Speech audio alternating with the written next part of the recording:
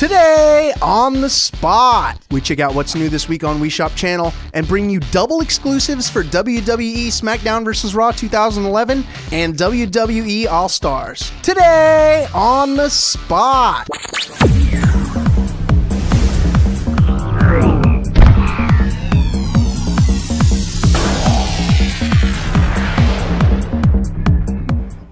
What's up, everyone? Welcome to another episode of Today on the Spot. It's Tuesday, June 8th. I'm Brian Eckberg, and this is not a GameSpot editor. This is Corey Ledesma from THQ. He's one of our special guests that we have here because we have a great show for you guys today. Now, E3 is coming up. It's right around the corner. We've got one more show after this on Thursday talking about all our E3 plans, but today it's all about the THQ and WWE games. Corey Ledesma is here. We're going to talk a little bit about Smackdown, and later on we're going to have an exclusive first look at WWE All-Stars, and we're going to have some other stuff for you as well.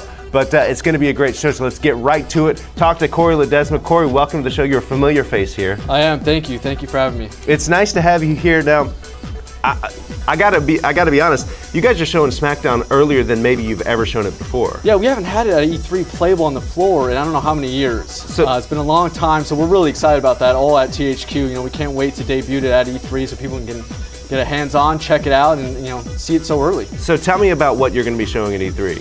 So we have improvisational mayhem going on, and that's with our TLC match. We have a TLC match demo at E3. For those who don't know, what does TLC stand for? Tables, ladders, and chairs. Oh my. Yeah, yeah, exactly. So TLC match demo at E3, playable on the floor, and it's really, we have our dynamic physics system working in there this year. That's a brand new thing that we're introducing. So all the objects in the match will be working with physics, and so everything will look different every single time you play it. The tables will break different ways. You won't see the same scripted moves break through the tables every single time. We really want to recreate those crazy TLC matches you see on WWE programming. So we're able to do that with SmackDown vs. Raw this year, 2011. The TLC match is going to be completely blown out. And it's going to be a lot of fun. We think fans are going to be able to create some crazy moments of their own on the game. All right, well, let's talk about exactly how this is going to work, because what does dynamic physics do for the objects that it didn't do in years past? Yeah, what's going to happen is that each object itself is going to be moving with this physics system. So every single time you interact with it, it's going to be dynamic. It's not going to be a scripted event. So when I pick up a ladder and I throw it at someone, it's going to throw like a normal ladder would be thrown. And it's going to hit your opponent. It's going to go flying down. And also, when you break a table, sometimes it doesn't always break right in the middle. Right. Sometimes it breaks off to the side. Sometimes it doesn't even break. Maybe the legs get swept up from under it and it collapses. We really want to bring out all those moments. So that's some of the things you're going to be able to see. You'll be able to throw people through ladders, and ladders will actually bend and break.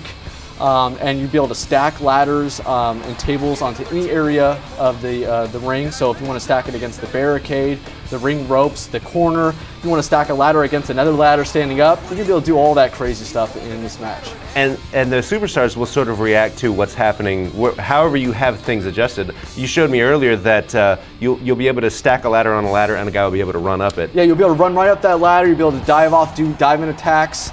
And we really want you to set up these crazy moments. So, we're going to have you stack tables. You can do stackable tables.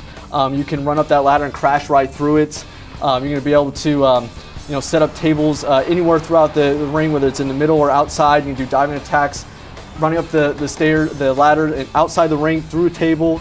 Crazy stuff. And so we want, no limitations, no handcuffs. We want you to do it all in the match. What about controls from a standpoint of you're going to have maybe some more fine control in terms of where you place stuff? How's that going to work? Yeah, we really want to make it easy to be able to pull these moves off. A lot of times when you think of these crazy matches, it requires a lot of setup, and we want to make it easy. So some of the cool things we're doing is we're allowing you to move your move in mid-air so you can adjust to where the table is, and you can move your opponent towards that table to break through the table. Pick them up over here, so you do a slam suplex, you lift them up, and then you can churn and target that table and then drop them down on that table to make it as easy as possible to throw them through the table and have fun with that. We don't want you to be able to, sit there trying 15 times to get them through the table and you're failing each time. That's not a fun experience. So we made sure that it's very easy to put them through the tables, and that new control is really going to be able to make that happen. When something breaks apart like a ladder or a table, the pieces stay in the ring? The pieces are going to stay in there for a little while. We want you to be able to have a lot of tables and a lot of ladders. So eventually we're going to have them fade out. But we like the effect of having the pieces in there. You can check out all your carnage out there. You can see 5 broken tables and all that. We want you to be able to see that. But yeah, in order for you to be able to bring out 20 tables or whatever it is. We're going to have to eventually fade some out for performance. Otherwise, you're going to have stacks of wood all over the place. And, well, let me ask you then about the chairs. We've talked about tables and ladders, but chairs, you have some specific new moves for the chairs, right? That's right, yeah. Chairs we've also spent some time with. They're also going to have the physics working on them as well, but we allow you to throw the chairs as well now. Nice. So you can go ahead and pick up a chair, throw it right at your opponents, do a lot of new cool moves with that everyone's going to be able to check out at E3. And it sounds like this physics system will apply itself in other types of matches, right? That's right. I keep saying TLC because that's the match we're showing off, but really the dynamic physics is working through any weapon, whether it's the sledgehammer, the steel steps, any object that we have in the ring is going to be using these physics. You're going to be able to do a lot of different things with them. Very nice. And of course, we have the match type, but we should also talk about the guys, the wrestlers that are in this demo. Who will be playing at it? Yeah, we're going to bring out 4 guys for this demo. We have The Undertaker, The Miz, Randy Orton, and Chris Jericho. So we've got a nice assortment there, 4 guys. And of course, anyone that's a fan of SmackDown vs. Raw knows that we have a huge roster every year. But this is the 4 little snippet we're going to give you a little taste of to check out some of our new character models and some of their new entrances and things like that. Speaking of the character models, one thing you mentioned to me a little detail, new muscle types? How do you explain that? We have some muscle flex technology working where basically you're going to see the muscle flex and tone out. And basically, we don't want these guys looking like action figures all the time. Before we used to have to model them and you'd see them fully defined, flawless models, and so we want you to be able to see those muscles flexing when you do moves. When the guys taunt and they go up there, you're going to be able to see the biceps increase, the abs tense up, and that's all working with our texture maps there. And so it brings a whole new realism to the characters. It brings them to life instead of them just looking like kind of plastic action figures out there. So we're really excited to introduce that in SmackDown vs. Raw 2011. Very nice. Well, some of the best character models in the business. So we'll see you at E3. I will be there, yep. And we'll have some special guests as well. That's right. Along with us. Well, we don't want to miss that. Right now, it's time for This Week on the Wii Shop Channel. This week on Wii Shop Channel. The Nintendo DSiWare section offers up a couple titles for your handheld. For 500 Nintendo DSi points, players can download Flametail. The year is 2099 and the solar system is littered with space junk. Players will be tasked with cleaning up the cosmos by piloting the Flametail incinerator pod, flying from planet to planet and using your flaming tail to ignite blocks of debris. Useful items will be gathered on your mission, such as bombs or score multipliers, and special power-ups like radar or a missile by collecting letter panels to spell particular words. If you're more into traditional firefighting, download Fire Panic for 200 Nintendo DSi points. As a futuristic firefighter, players face the challenge of extinguishing more and more fires that keep flaring up. Use your stylus to mark the fastest route for your fire engine to reach each blaze. The engine will follow the line you draw and automatically douse each fire it passes along the way. In WiiWare this week, players can download Lead the Meerkats for 1,000 Wii points. In Lead the Meerkats, players have been separated from their Meerkat pack, and the time has come for you to form your own pack. You'll be able to name your pack and its Meerkats, dig burrow networks, forage for food, and grow your pack size. Players can also go head-to-head with rival Meerkat packs. That's all the time we have. Be sure to tune in next time when we bring you the latest this week on Wii Shop Channel.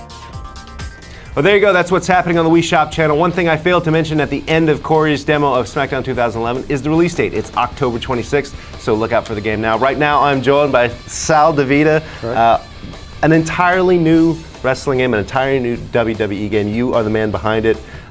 It's called WWE All-Stars. I should point out that we'll be showing this game at the very end of this demo, but first we're going to talk to Sal because there's a lot to talk about. So, first of all, let's talk about the approach to WWE All-Stars. This is a brand new wrestling game. Yep. We've seen THQ do non-SmackDown games before, and so this is an entirely new approach. Tell me about the team's approach. Yeah, this approach is something that we've never tried before. It's taking the WWE characters and bringing them to a level that is larger than life. Okay. So, where SmackDown is an excellent sim game, this game is meant to be something that's more exaggerated reality.